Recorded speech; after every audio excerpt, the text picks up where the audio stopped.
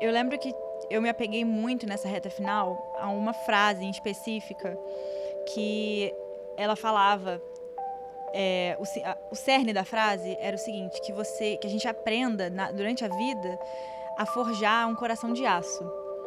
E eu acho muito bonito e muito emblemático porque um coração de aço, ele não significa que ele é inabalável. Ele ainda pode ali, amassar por algumas porradas da vida.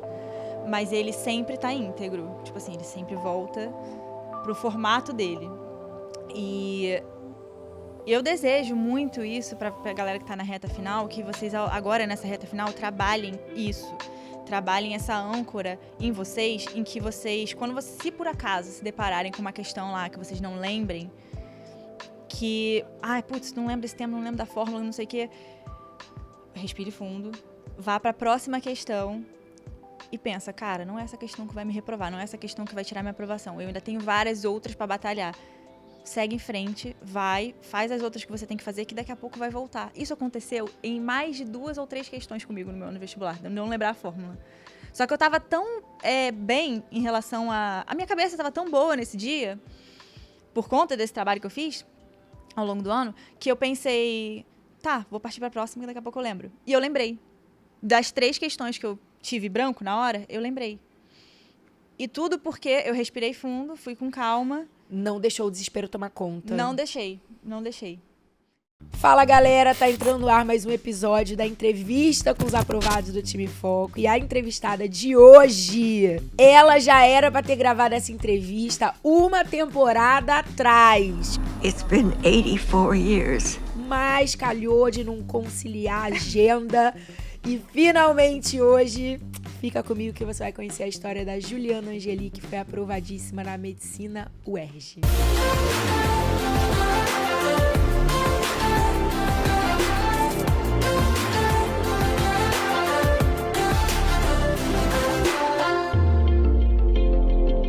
Com vocês, antes tarde do que nunca, ela atrasou, mas ela chegou pra quebrar o meu jejum dessa entrevista, senhorita Juliana Angeli. Aê, finalmente! E aí, garota, tu já não é mais caloura, já virou veteraníssima, já tá entrando no ciclo clínico. Eu já tenho filha. Então, e finalmente conseguimos agendar essa entrevista. Pois é, finalmente os planetas se alinharam e a gente conseguiu estar junta hoje. Tô muito feliz de estar aqui, gente. Foram 3 anos para eu chegar e conseguir entrar na faculdade. Então, assim, é um marco muito importante na minha história. Eu lembro de ver as entrevistas e elas sempre me inspiraram muito. E eu sempre pensava, caramba, eu queria muito que um dia eu estivesse ali. Mas eu nunca pensei que isso um dia fosse acontecer. Chegou. E hoje, tô aqui. Chegou. E do jeito mais especial, né, Uhum. Ju, que é você fazendo um momento de virada também na própria vida acadêmica. Exato. Então, como a gente estava até batendo um papinho rápido antes da entrevista começar, vivendo mais um momento desafiador, emocionalmente desafiador, de novos aprendizados, de mais uma transformação, né? E a tua vida é assim. É assim. E é uma história que merece ser lembrada pra sempre. Então, acho que a entrevista tem muito isso também. A generosidade da gente contar um pouco da nossa história, compartilhar com outras pessoas que possam se conectar, se inspirar, se encorajar. Mas também é uma recordação que vai ficar pra você, pra tua família, pra tua vida. Então, curte, porque esse momento é todo seu. Sim, exatamente. Então, vamos lá. Por onde a gente vai começar essa história? Eu quero que você conte a sua história. Tipo, aí, quem é a Juliana Angeli? Como a medicina entrou na tua vida? O que você viveu ao longo dessa jornada? Até hoje, finalmente, está cursando medicina na UERJ. Vamos lá, a história é longa, mas eu vou tentar ser o mais sintética possível. Eu acho que eu posso começar lá em 2019, quando eu me formei na escola, né, no ensino médio. Na verdade, eu fiz ensino médio técnico, eu me formei no IFRJ, fiz técnico integrado com ensino médio, então eu me formei em farmácia, junto com o 2º grau. E quando eu me formei ali, eu estava muito num momento de descoberta. Eu queria realmente confirmar que eu queria, de fato, fazer medicina. Que esse não era um sonho infantil, que esse sonho tivesse alguma raiz, tipo assim, profunda em mim. Você queria ouvir esse chamado. Exatamente. E eu tive uma coisa que os meus colegas não tiveram, que eu tive uma urgência de não querer entrar na faculdade logo de cara. Eu falei, eu preciso viver uma experiência antes disso. Eu preciso me conhecer como não aluna, sabe? Porque durante 20... Eu me formei com 18. Ou 19, nem lembro mais. E eu falei, nossa, durante 19 anos eu só conhecia a Juliana aluna. Eu não vivi outra coisa além disso. E aí, conversando muito com meu namorado na época, quer dizer, ainda é meu namorado, né? Ele tinha muito interesse de ir para fora do país, e Portugal, para ele, era uma opção. E era um lugar que ele queria também ir, porque ele também estava nessa jornada de autodescoberta, de não saber o que queria, ele estava frustrado com a faculdade dele, com o curso dele na época, e os nossos interesses se alinharam nesse sentido, os dois querendo se descobrir, os dois querendo viver, os dois querendo ter uma experiência internacional, que sempre foi um sonho também meu. E eu falei, caramba, e se eu tentasse fazer medicina lá fora? E se eu tentasse fazer medicina em outro país? E aí eu comecei a pesquisar muito sobre isso. Na época, na escola técnica, a gente é obrigado a fazer estágio para se formar, obrigatório. E aí, na época dos estágios, eu, assim, nos intervalinhos de almoço, nos tempinhos que dava, ficava sempre pesquisando sobre isso, o que eu precisava para ir, o que eu precisava de documento de escola, né, para ser aprovado lá, porque lá é muito diferente o sistema de vestibular, não é que nem aqui.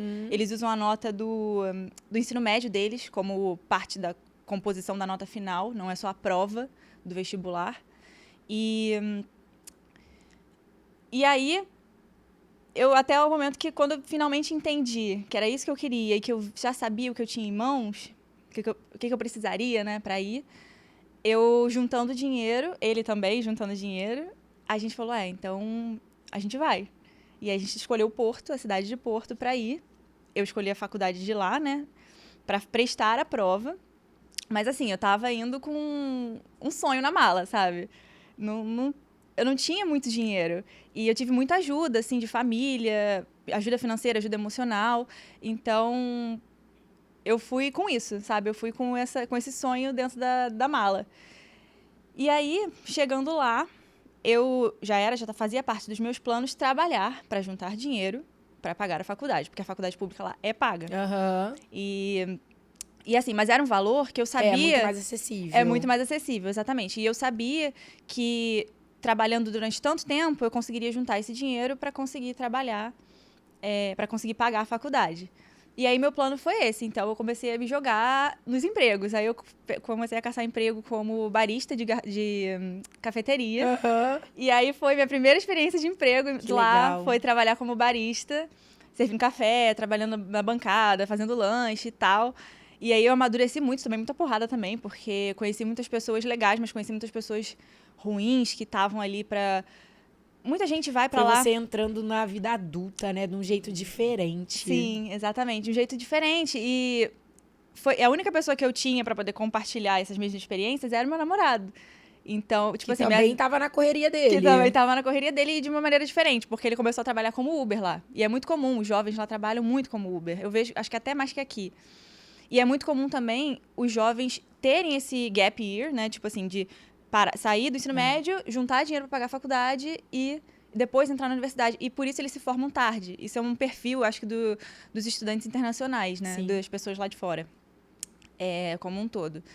E aí tá. Só que aí esse trabalho foi começando a me consumir mentalmente por vários motivos. Eu acho que tinha um pouco também de abuso psicológico, sabe? Dos chefes, das pessoas com quem eu trabalhava. E eu falei, caramba, amor, não tô dando conta. Eu acho que eu vou precisar sair para procurar outro lugar. Procurar outro emprego. E aí saí, comecei a procurar outros empregos, demorei um pouquinho para achar. Quando eu achei emprego em vários lugares. Consegui emprego para trabalhar... Como é que é o nome daquela loja do aeroporto? Dutch Free. Consegui para trabalhar na Dutch Free, consegui emprego na Primark, que é aquela loja de roupa. Só que aí, nesse meio tempo, veio a pandemia. E aí, de todas as propostas que eu recebi, todas elas falaram, olha só, a gente vai suspender todos os contratos que a gente ia assinar agora, em virtude da pandemia, sem pretensão nenhuma de voltar. E aí eu falei, caraca, tô desempregadaça, sem Gastando dinheiro, em euro. com a mão na frente, outra atrás. E Lascou. E aí foi aí que a gente falou, caraca, a gente não pode ficar mais aqui, porque vai dar ruim, e a gente não quer deixar que dê ruim ao máximo, que a gente passe necessidade. E E aí a gente teve várias conversas sobre isso, né? Poxa, vai voltar, não vai voltar? É o fim de um sonho. Aí a gente concordou em voltar pro Brasil.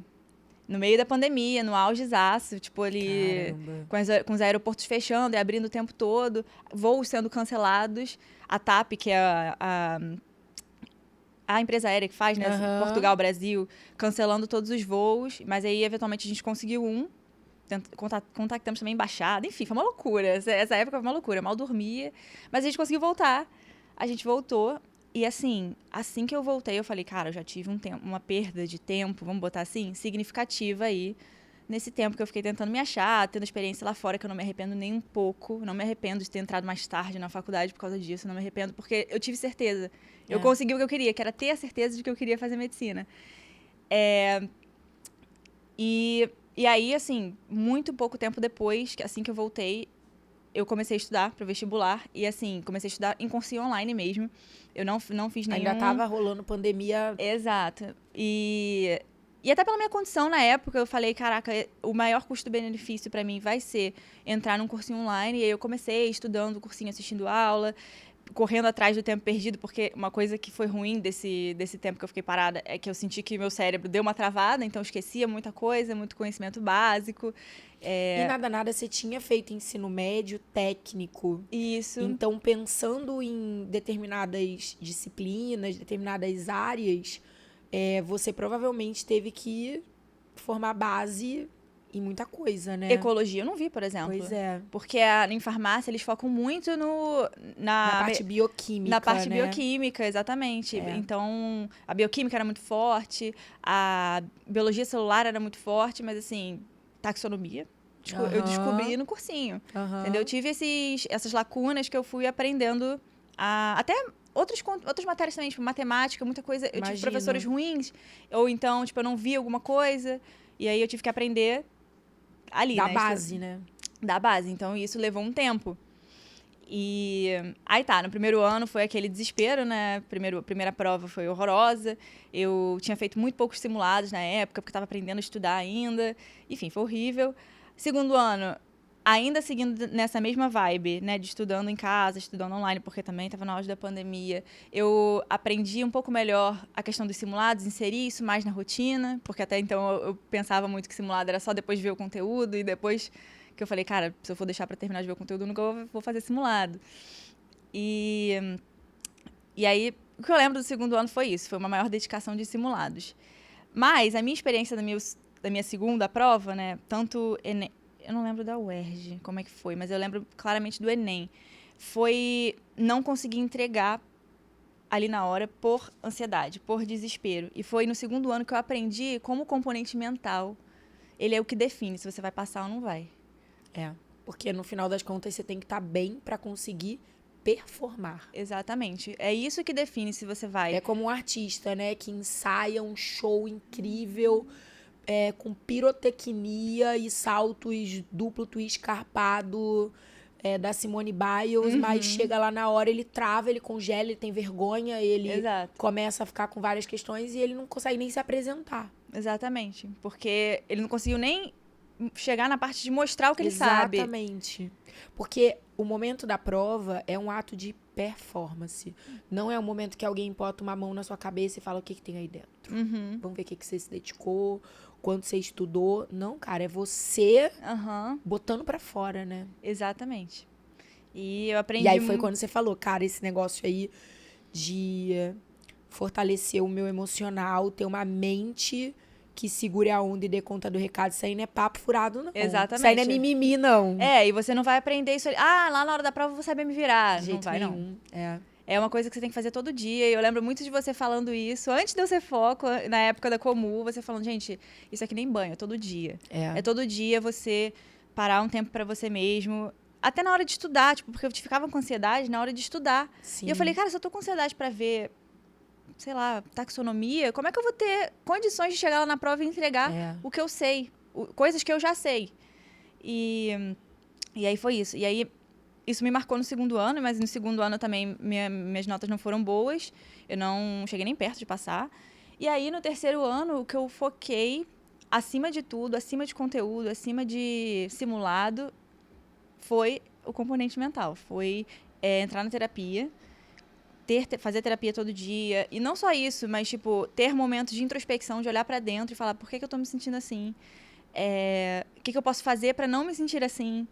Ou quando eu estou no momento de maior ansiedade, o que eu tenho que fazer? Entender quem eram os divertidamente que atuavam, Isso, né? exatamente. Tirar ali o medo e a ansiedade do controle e botar os tranquilinhos pra colorir meu painel. E aí foi isso. Eu inserindo também mais simulados, fazendo cursos melhores também. Eu filtrei melhor quem eu seguia, porque não dá, né, pra você ouvir todo mundo. Então, não dá pra tocar tambor de dia e rezar à noite. É verdade. Então, procurei cursos melhores, mais direcionados, e que foi muito bom. Cara, eu nunca vou esquecer, cara. Você foi ganhadora. Olha isso. Eu ia chegar nessa parte agora. Evento da anatomia da aprovação Enem. Você foi ganhadora do sorteio do curso de reta final Enem. Cara, eu lembro desse dia com clareza. Eu lembro desse dia, tipo, de tudo que eu fiz desse dia. Porque foi tão Maravilhoso, marcante. cara. Eu não lembro da data específica do Eu mês, também você não lembra? lembro. Eu lembro que era o último dia, era uma sexta-feira. Acho que foi agosto. Super tarde da noite. Pois era, E tipo, eu te liguei. Aí você, gata, agora você tem o meu número. Ai, cara, muito bom. Foi muito bom, foi muito bom. Aí... E ainda era o rolê da UERJ em exame único. Isso. Então, assim, aquela preparação toda da reta final Enem vestiu perfeitamente pra prova que você ia ter que fazer na UERJ também, que acabou sendo pra onde você foi. Exatamente. Então, assim, foi a cereja do bolo no teu ano, Foi, né? foi mesmo. E foi mesmo. Eu acho que também teve uma questão, assim, de autoestima muito grande. Agora eu sou time foco, né? Teve uma coisa, assim, de tipo, caraca, as pessoas que eu sempre acompanhei, que eu sempre fui como vulgar, desde muito... Na verdade, eu entrei como vulgar um pouco depois que ela ganhou esse nome. Aí eu perdi um pouco essa treta aí do Caian. Era Caiana, né? Ele foi meu aluno. Te falei isso? Que ele foi meu aluno no Pré-Veste? Não, cara. Ele foi. A gente trocou várias figurinhas. Muito engraçado o destino, cara. A galera da Comum é muito alto astral. Muito, muito. Meu E era o Deus. momento de relaxamento da semana, né, cara? Era Nossa muito quinta-feira gostoso. sagrada, né? Nossa, eu não perdia por nada, por nada. Tanto que foi, acho que por ela que eu fiquei sabendo, né, da jornada da anatomia. Aí, onde é que eu tava? Me perdi. Ah, minha filha, nem sei, que aqui não tem ordem cronológica. Aí, enfim, a gente ia falar alguma coisa da anatomia do que Vamos você tava falar falando de... sobre o dia da aprovação, o Isso, dia que eu fui vai, sorteada. vai. Foi muito engraçado. Eu passei o dia todo mentalizando isso. Tipo você ia assim, ganhar. caraca, imagina. Não, eu fiquei tipo assim, imagina, cara, se eu sou sortuda de ganhar esse sorteio e tal. Não tava nem pensando no iPad, não, tá? Tava pensando na vaga, era muito mais valiosa pra mim. O iPad foi brinde. Verdade. E... O iPad hoje em dia tu corrige simulado. Olha como mudar. O iPad foi um investimento da minha parte. Viu só? Entendeu? Pra tu corrigir Cara, os simulado. planetas se alinham, tá vendo?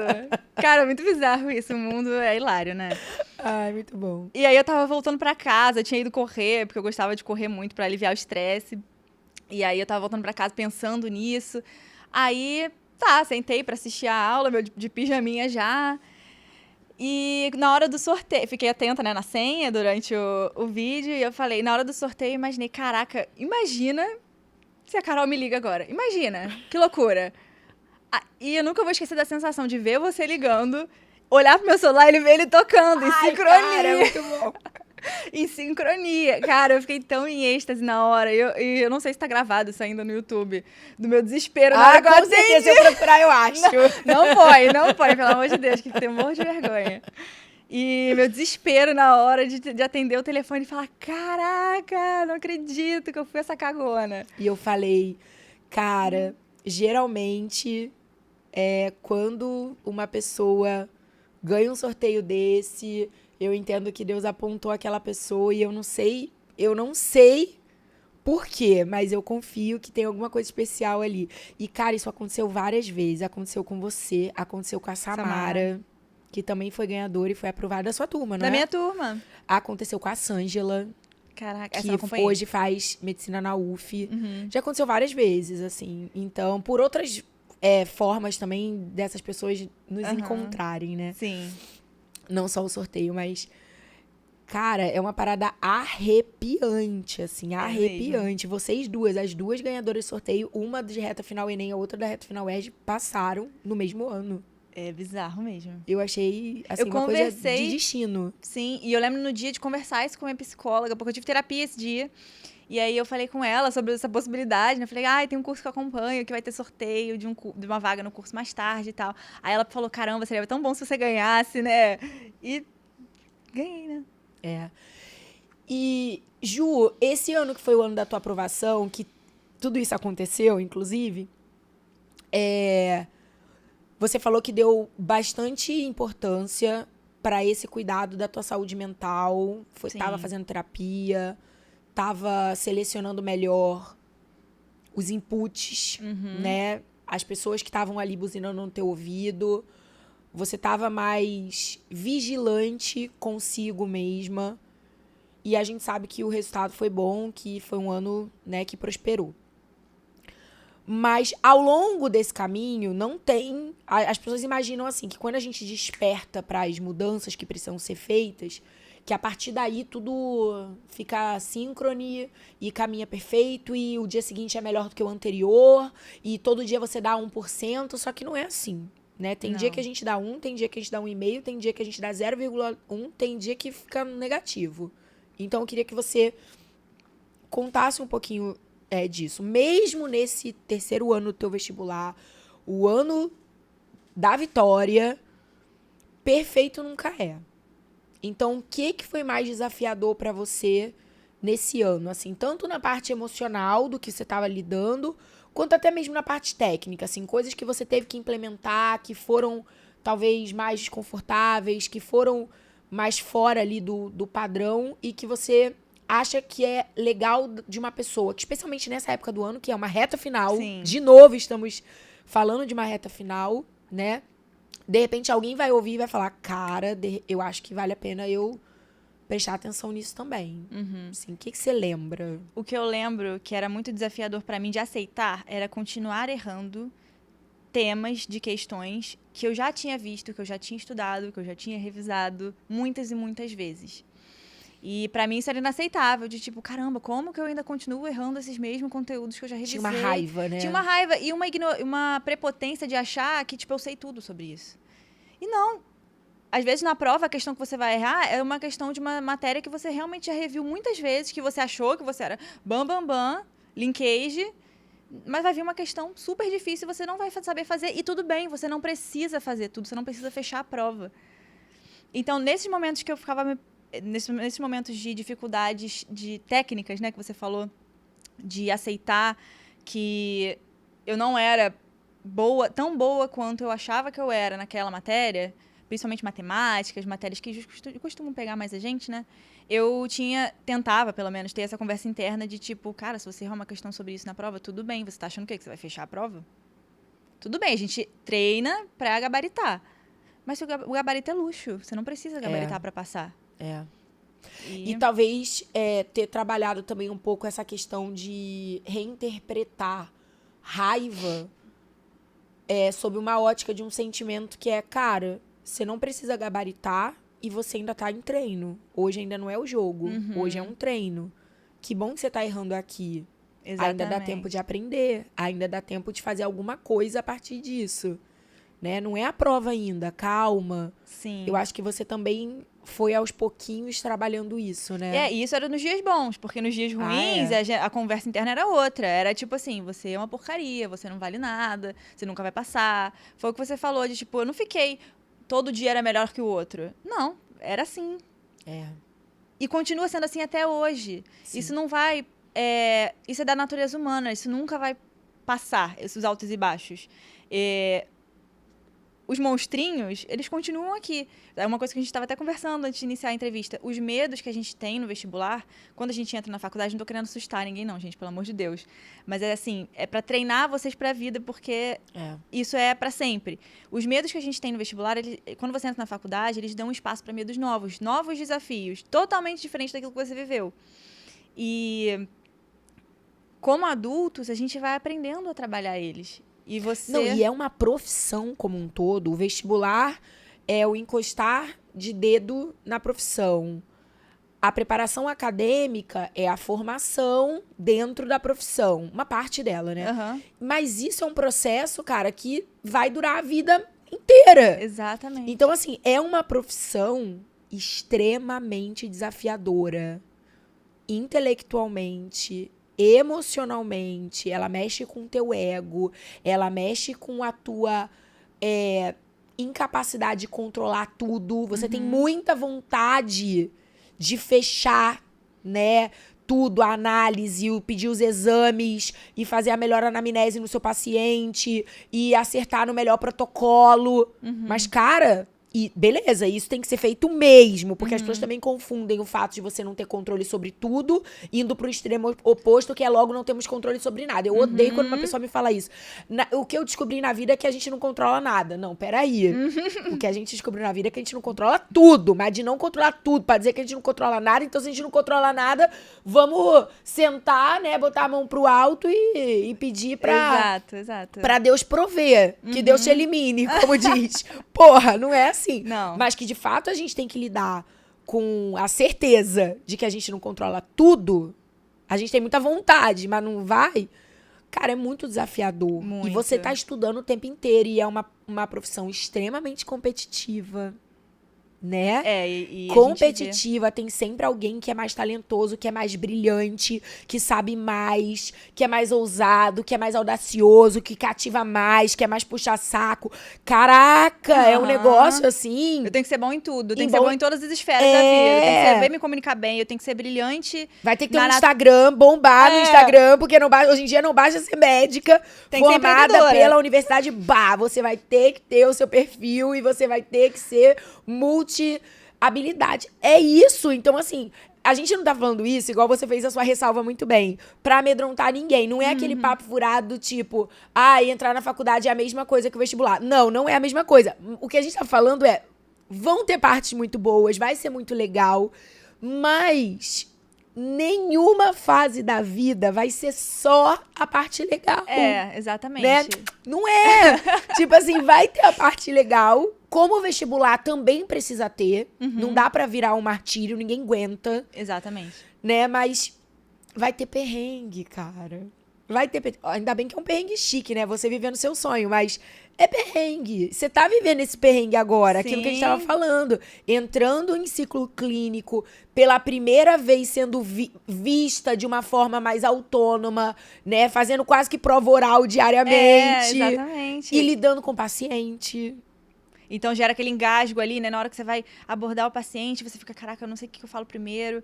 Aí, poxa, será que eu tô incomodando? Será que, eu não quero incomodar ninguém? Aí dá vontade de se enfiar num buraco e ficar tipo que nem o bichinho da E você vergonha, se do sente Divertidamente. burra, você se sente uma enganação, uma farsa. Quem sou eu pra estar aqui me posicionando, fazendo a anamnese desse paciente, gente? Eu mal gravei ainda os sintomas da gripe. Tipo isso, não é? Pois é, e eu falo pra minha professora, falo pra minha preceptora, né? Isso é uma fraude. Exatamente, como é que eu vou juntar a anamnese se eu não sei as doenças direito? Eu não sei, tipo, quais Mas a sintomas gente vai característicos. aprendendo enquanto a gente faz. Antes Isso. da gente ser bom, a gente é ruim. Antes da gente ficar ruim, a gente tem que começar a fazer. Então, assim, lidar com esse processo, que é um grande enfrentamento de ego, vai ser assim a vida inteira. Exato. Os capítulos do livro da vida vão mudando, as temáticas vão mudando, os personagens vão mudando, mas é isso. E é legal a gente falar sobre isso, de novo, não para, ai meu Deus, ficar criando gatilhos e blá blá blá. Não é isso. Mas eu acho que é também para despertar em quem hoje seu desafio é o vestibular, é a reta final do vestibular, é o Enem que tá batendo na porta, é a UERJ, é a discursiva da UERJ que voltou, ai meu Deus, não importa o que você esteja vivendo nesse momento, né? Mas abrace isso de corpo e alma, se entregue para isso de corpo e alma, e viva as dores e as delícias do momento que você tá. Exato. Porque daqui a pouco esse momento vai passar. E você vai estar no próximo e vai estar falando desse com saudade. Não Isso. bate uma saudadezinha? Bate, por incrível que pareça, eu nunca pensei que eu fosse sentir isso. De, tipo, sentir uma vontadezinha ali de ficar em casa estudando. Tipo, poxa, é tão gostoso. Mas, quando você tá na faculdade, cara, você aprende muita coisa na prática. É no leito com o paciente, é ali na hora. E é um medo que dá de, tipo, meu Deus, agora eu tô de frente pra pessoa, tô vendo a doença ao vivo, não é mais no livro. É. Enfim, e a partir... A preparação médica, ela já começou muito antes também, né, Ju? eu vejo Pra muito você isso. hoje tá vivendo esse desafio, sentindo esse frio na barriga, tendo consciência da responsabilidade que é tá ali iniciando um ciclo clínico com paciente e tal. Cara, quanta coisa você já não teve que viver antes, teve que enfrentar antes, né? Então, essa preparação médica, especialmente na parte mental, na parte emocional, ela tá acontecendo agora na vida de cada uma das pessoas que estão aqui ouvindo a gente, né? Como vestibulando, não importa se você é um vestibulando ainda aluno de ensino médio, se você já é um vestibulando de 1, 2, 10 anos de vestibular. Tudo que a pessoa tá vivendo no seu agora, no seu momento presente, é muito valoroso. E é mesmo. E é mesmo. A tua formação é agora. A gente só tem duas coisas, cara, em termos assim de cronologia. A gente tem passado e a gente tem presente, né? O passado não pode ser apagado, não pode ser esquecido, porque muitas vezes mesmo quando a gente vive coisas ruins, quando a gente quer apagar a parte ruim, a gente acaba apagando a parte boa também. E a gente desonra tudo que a gente aprendeu. Então, a gente tem o nosso passado, e o nosso passado é muito valoroso, e a gente tem o nosso presente, que é agora, é o que a gente tem, é isso aqui, esse momentinho que tá aqui agora. O futuro, de verdade, a gente nunca tem, porque quando a gente chega ao futuro, ele virou presente. Então, é uma coisa muito louca, é muito louco, é muito doido é muito mesmo. ficção científica. Mas é importante a gente falar sobre isso pra gente despertar pro quão valoroso é viver com entrega cada momento da nossa vida. Sim, e você falando sobre isso, eu lembrei de um episódio muito importante que aconteceu comigo na preparação para o vestibular. Eu já não lembro mais o ano, porque minha memória é horrível, mas assim, tem uns 2 anos, foi antes da minha foi antes da minha preparação para o meu 3º ano que eu ia ser aprovada. Dia 2 de janeiro, eu sofri uma convulsão. Caramba. Uma convulsão muito grave, que tava, graças a Deus, assim, eu tava presente em família, então, tipo assim, todo mundo me socorreu e... Enfim, foi uma loucura, né, na hora, mas eu fui pro hospital e fiquei um tempo internada, fez um monte de exames, todos que você possa imaginar, cintilografia, ressonância, tomografia, nada, não acusou nada, nenhum problema. Não tinha nada na minha cabeça. A gente nunca descobriu a causa. Sim. E isso me trouxe um despertar muito grande de tipo, cara, e se eu tivesse ido embora? A minha vida teria sido só angústia e desespero para passar numa prova? E eu também lembro que a partir desse ano, mesmo assim, na pandemia, com aquele controle de a gente ter que ficar em casa, eu buscava ter momentos de lazer, porque eu falava, cara, eu não quero que minha vida seja só isso, não pode ser só isso. Porque a gente não sabe do amanhã. A gente faz vários projetos, mas a vida entra no meio, a gente não sabe o que vai acontecer. Exatamente. E isso me deu um despertar muito grande, de tipo, cara, pra gente... não sei se tá ficando meio pesada essa entrevista, que a gente tá falando sobre várias coisas cara, pesadas. eu acho que a gente tá falando sobre coisas muito necessárias. As pessoas, justamente por acharem que são temas pesados, não falam sobre coisas que são da natureza humana. Exato. Todo mundo vai viver seus momentos pesados. E quando a gente não fala sobre isso, não quer dizer que eles não vão nos acontecer. Só quer dizer que quando eles nos acontecerem, a gente vai estar extremamente despreparado para eles. Tem a ver com o que você falou sobre aquele lance que eu falava muito na sua época de vestibulanda, que não adianta ficar, que você falou, trabalho mental é igual banho, a gente toma todo dia. E era uma outra coisa que eu falava também, que era assim... não adianta você ficar assim, eu não quero pensar nisso. O dia da prova me dá aflição. Nem me fala da prova. Não, nem me fala disso. Não adianta, porque não falar sobre temas sensíveis é muito não pior. faz com que eles não existam. Então, fale. É muito pior, porque se você não pensa no que pode acontecer, no que pode dar errado... Não é pra pensar de maneira pessimista, tipo, vai dar tudo errado. É pra falar, mesmo que isso aconteça, eu tenho um plano. Eu tenho um plano de escape. Eu sei o que eu posso fazer. Eu adoro isso. Eu sei o que eu posso fazer caso alguma coisa dê errado. E, cara, quando você vira essa chave, você muda aspectos não só da prova, pra vida toda. Pra coisas da vida mesmo. Tipo, Sim. cara, se isso acontecer, o que eu posso fazer? Tá, posso fazer isso, posso fazer aquilo. Beleza. Pronto, já tenho um plano de escape número 1. Você não precisa fazer também vários planos. Tipo assim, se isso der errado, aí eu faço outra coisa. Não, porque eu acho que já gera muita ansiedade. Mas você fazer um plano de escape, cara, é muito necessário. Você deixar o vento levar, não é uma boa. Se aquilo tá te angustiando, por que não pensar? Porque quando você pensa, você também racionaliza aquilo. Às vezes, uma coisa que tava desse tamanho, quando você vai assimilando, digerindo, processando, fica menor. Aí você vê, cara, a consequência máxima que pode acontecer é isso. Isso. E um medo muito grande que eu tinha era de convulsionar durante a prova. Olha isso. Eu tinha muito medo disso acontecer. Caraca, eu preciso de... Tipo assim, eu pensava, alguém tem que fazer a prova comigo, porque eu não vou ter capacidade de fazer sozinha. Só que isso não é permitido, obviamente. E eu tive que trabalhar isso no meu ano. E, tipo, tá bom, se eu convulsionar ali na hora, o máximo que vai acontecer, eu vou voltar de novo, né? Tipo, o que acontece, né? Convulsão, você volta. Tá, não fiz a prova, beleza, faço no ano seguinte. E aí? Morri? Não morri. Não vai acontecer nada, entendeu? O máximo que vai acontecer é isso. Mas pra chegar até aí, foi um trabalho. E não foi assim de um dia pro outro. E você vai aprendendo dia após dia. Com certeza. Ju, pensando que a gente tá num período extremamente sensível do ano pros vestibulandos, reta final, assim, batendo a porta, contagem regressiva de semanas agora pra Enem, pra UERJ. O que te vem à cabeça, assim, em termos de uma mensagem que você acha que, de repente, pode trazer uma reflexão,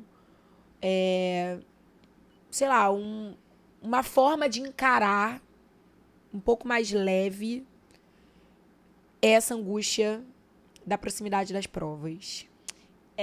Eu lembro que eu me apeguei muito nessa reta final a uma frase em específica que ela falava, o cerne da frase era o seguinte, que a gente aprenda durante a vida a forjar um coração de aço. E eu acho muito bonito e muito emblemático porque um coração de aço, ele não significa que ele é inabalável. Ele ainda pode ali, amassar por algumas porradas da vida. Mas ele sempre tá íntegro. Tipo assim, ele sempre volta pro formato dele. E eu desejo muito isso pra galera que tá na reta final, que vocês agora nessa reta final trabalhem isso. Trabalhem essa âncora em vocês, em que vocês, se por acaso se depararem com uma questão lá que vocês não lembrem, que, não lembro desse tema, não lembro da fórmula, não sei o quê, respire fundo, vá pra próxima questão e pensa, cara, não é essa questão que vai me reprovar, não é essa questão que vai tirar minha aprovação, eu ainda tenho várias outras pra batalhar. Segue em frente, faz as outras que você tem que fazer, que daqui a pouco vai voltar. Isso aconteceu em mais de 2 ou 3 questões comigo no meu ano vestibular, de não lembrar a fórmula. Só que eu tava tão bem em relação a minha cabeça tava tão boa nesse dia, por conta desse trabalho que eu fiz ao longo do ano, que eu pensei, tá, vou partir pra próxima, que daqui a pouco eu lembro. E eu lembrei. Das 3 questões que eu tive branco na hora, eu lembrei. E tudo porque eu respirei fundo, fui com calma. Não deixou o desespero tomar conta. Não deixei. E eu não falo isso com soberba, não, gente. Eu falo isso, tipo assim, isso veio de muito trabalho. Aprendizado, né? Aprendizado. E que você vai precisar durante a faculdade também. E é isso, assim, eu desejo que vocês levem esse coração de aços aí pra vocês durante a prova, que vocês possam se ancorar nele e saber que você não precisa gabaritar pra estar quase nenhum dos meus amigos. Acho que, eu não sei se teve algum amigo meu que gabaritou. Duvido. São pessoas normais, são pessoas que também continuam com os medos deles lá dentro. E você também não precisa resolver todos os problemas de cabeça pra entrar. Eu não resolvi os meus. Eu não passei super bem resolvida. Então, tenham isso em mente agora nessa reta final. Vocês não devem nada a ninguém, vocês não precisam provar nada pra ninguém. E é uma coisa que eu também pensava muito. Eu não preciso provar pra minha, sei lá, pra uma parente minha distante, só porque ela fala que eu não passei ainda, que enfim, que eu nunca vou entrar na faculdade. Eu não preciso provar pra ela que eu preciso disso pra ser bem-sucedida. Eu tô em paz, eu sei do meu, eu sei o que eu faço. E eu tive pessoas também muito importantes na minha vida que reafirmavam isso pra mim. Então, se cerquem dessas pessoas também, nessa reta final. Cara, obrigada. Deu certo. E eu tô muito feliz por você finalmente ter conseguido trazer a sua também, história Carol. pra cá. Você é uma menina muito querida, muito especial. E a forma como a gente se aproximou, né? Esse sorteio, essa ligação, esse coisa encontro mágica. E até hoje você tá na minha vida, né? Faz parte da equipe de biologia, do Foco. É uma pessoa que eu tô sempre torcendo, vibrando. E agora selamos com essa entrevista e a galera também tendo essa oportunidade incrível de conhecer um pouquinho mais de Juliana Angeli. Fiquei Meus muito feliz. amores, quem quiser deixar uma mensagem, uma pergunta, um comentário, larga o dedo aqui. Que eu vou correndo responder, vou Isso correndo dar aí. like. Isso aí. E a gente Isso aí. interage nos comentários. Muito obrigada. E, ó, maior temporada da história desse time, no ano de comemoração de 10 anos de Foco. Não poderia deixar de ter esta presença ilustre. Agora sim, estou muito feliz. Semana que vem tem episódio novo pra vocês. E agora, nossa despedida princesa da Disney. Dá licença que a gente é bonita, a gente não é só inteligente, tá? Vambora, Juliana. Beijo e tchau. Olha pra câmera 3, vamos. Beijo! Beijo, gente! Tchau!